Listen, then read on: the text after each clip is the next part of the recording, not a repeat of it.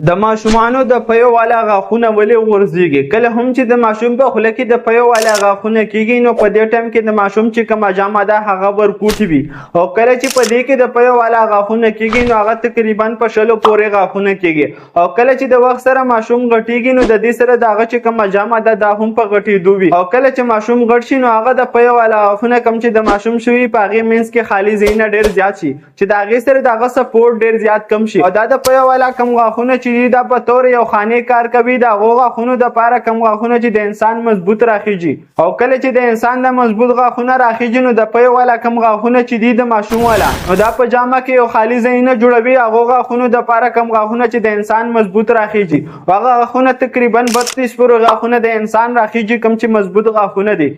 نو دغه شان میډیکل انفارمیشن دپاره زموږ سره اوسئ. شکریه.